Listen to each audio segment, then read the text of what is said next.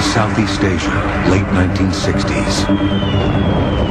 As the United States fights a controversial war in Vietnam, few Americans are aware that right next door in Laos, armed American servicemen are secretly conducting another war. The largest CIA covert operation in history.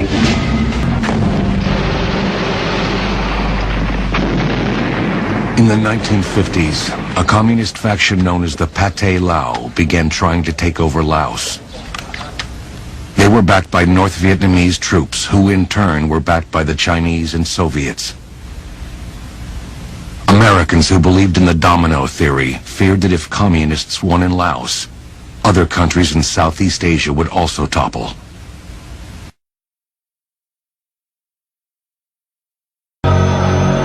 At Geneva in 1962, an accord was signed guaranteeing the neutrality of Laos. But the North Vietnamese broke the treaty before the ink was dry by leaving their troops in place. The United States felt a need to respond, but it would have to be done covertly. An assignment handed to the CIA. We wanted to be able to say to the American people and to the United Nations that we did not have the United States military personnel in the country. The CIA would run the war, but they would need a proxy army of foot soldiers to fight it. CIA operative Bill Lair found them, a Laotian mountain tribe called the Hmong. A tiny minority in Laos, the Hmong had a history of fighting the North Vietnamese. I knew the Hmong from Thailand. They were a fiercely independent people. They didn't want a central government to bother them. They hated the communists because the communists tried to organize everything into their system. All they wanted from the very start, Bill will tell you, all they wanted was a plot of ground. They wanted everybody to leave them alone. And they fought and died for that. Bill Lair gave the Hmong American weapons and lessons in modern warfare. Tens of thousands of Hmong took up arms, men, women, even children, some of them as young as 10. Họ có đưa phá chế. Phó anh có đồ. Em sister. Cái phó là dù ở cần trợ tôi, dù ở cần chỉ trợ tôi. He said can do two things automatically and semi-automatic. How old is he? 10 years old. Hmong, Lao, and CIA pilots flew thousands of dangerous rescue and ground support missions. Half the Hmong pilots were killed in action. Hmong soldiers ran spy missions deep inside enemy territory, even entering China to tap telephone lines there for the CIA. CIA personnel and Pop Buell told us they were ordered to keep the Hmong in combat, even though Americans on the spot realized it was a lost cause. We kept these guys fighting for us. That's right. Even after you and a lot of others thought it was pointless. That's right. By the time the U.S. finally pulled out in 1975, the Hmong had been decimated. Out of their total population in Laos of no more than 350,000, 10,000 had been killed, tens of thousands more wounded. Their casualty rate was 100 times higher than that of the United States in Vietnam. We used these men to fight for us. American soldiers didn't fight because these fellows were fighting in their place.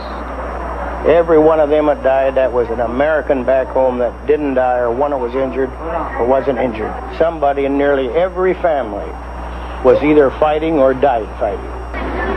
We promised, the United States government, you as a representative of the United States government, promised the Hmong people, the males, we will take care of you. Absolutely. You fight for us, we'll pay you.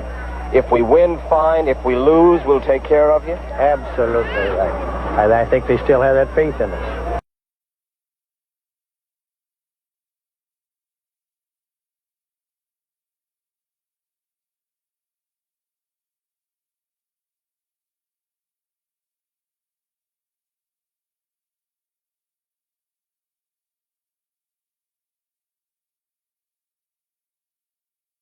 When we lost the war, the North Vietnamese took Laos under their control, and ever since, the Hmong, the soldiers and their families, have been fleeing to the only haven they can find, to northeast Thailand across the Mekong River.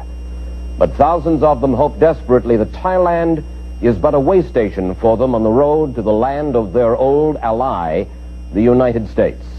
In 1973, after the fall of Saigon, the Americans fled home and left the Hmong to fight without support. Due to the max capacity of how many passengers could fit, many were left behind. What happened during the war in Laos was that the North Vietnamese were stalled very effectively by the Hmong, and that war is now continuing. The full strength of the North Vietnamese army is being brought to bear against the Hmong in their village areas in Laos. It became clear very early that the officials in Laos regarded the Hmong as threats, and there is evidence of severe sustained attacks. Artillery and troops, reports of chemicals of some sort, poison chemicals being used against the Hmong. Those refugees that I've spoken with describe having lived in fear of their lives and living in the jungle for months and years, eating literally roots and leaves to keep alive, and making an arduous trek which lasts weeks or more to get to the Mekong River and cross to Thailand. You get more of an idea of how rugged has been the Hmong's escape from Laos at the hospital in the United Nations refugee camp at Nong Khai. Levi Roque, a Philippine doctor who works for the International Rescue Committee, told us what a toll the escape had taken on his patients. The doctor told us about this woman, widow of a man who had fought in the secret army for more than a decade. She was coming across the river with 5 of her children. 4 of them were shot and killed. She was shot in the leg, and her remaining son escaped with a bullet wound in the back. You get many gunshot wounds here in the hospital, people who are shot at as they leave Laos. Yes, many. Hmong tribesmen meeting recently at a refugee camp in Thailand. Just a few years ago, many of these same men were officers in the secret army. They were valiant, resilient, dependable fighters on the side of the United States in the Indochina War. Well, our problem in U.S. program terms is this. We don't have enough numbers to accommodate those who served with us in Laos, both Lao and Hmong. We're way behind. We have a backlog of 20,000 at the moment, except for our own. The French is the only other government responding to this at all. On a proportional basis, the French are taking more refugees from Thailand than we are. Dawn in the refugee camp at Loei. A special dawn for 165 Hmong boarding buses that will take them to Bangkok. In a few days, they will be in America, starting new lives in 17 different states. Those who saw the Hmong fight and die in Laos say they are stoic, that they rarely cry or admit pain. But this morning at Loei, it is something different. Almost all are leaving some family behind, cousins, fathers, grandparents, and there is no way of knowing if they will ever see them again. You know, you read the paper every day and you read about refugees and you read about wars, and in my mind, I never connected with who is really the victim of all that. They don't have nothing to play with, nothing to do. They play with broken glass. They get in those dumpsters. They eat those sticker bushes back there. They fight over them to eat them. You know, it's just, they don't need to be here. Hang Sao is the leader of the Hmong in Washington State. At a yearly community picnic, he discusses problems facing the Hmong.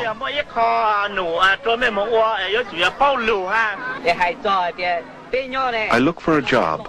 Everybody expects you to have a degree or experience. I don't have a degree. No degree, no job. We are the lost people. If people in this country had to work as hard as we did, what would they do? If Americans tried to do the work we did in Laos, they couldn't do it. They're too soft. I don't speak English, but I have a dishwashing job. I try to do my best, but I don't know anything. They say, "How are you?" I say, "Okay." They say, "What do you want to eat?" I say, "Okay." They could say, "Eat shit," and I'd say, "Okay."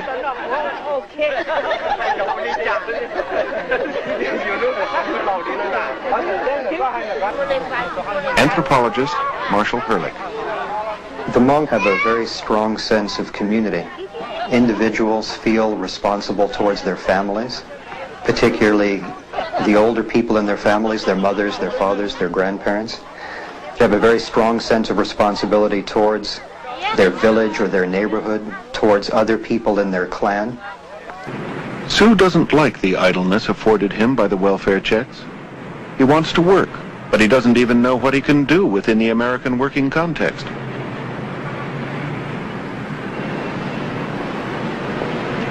You're looking for what? Job. A job? Yeah. You speak it in English? Yes. How much? I don't know. You don't know? You Yeah. don't speak any English. I can't help you. Yeah. You can't get a job here. You'll have to go somewhere else, you know? No. Yes. You'll have to go somewhere else. I can't help you. There's no job here. No. No job. Yeah. No job. Yes.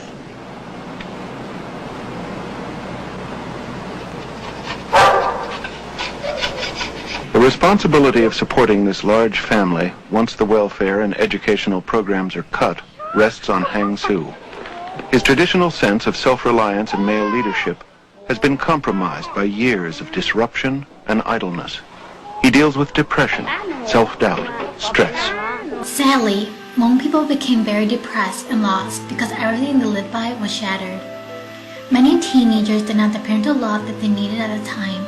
Teenagers made bad decisions because they had no one to look up to. Their parents were so caught up in the culture shock that they forgot the importance of the children's needs.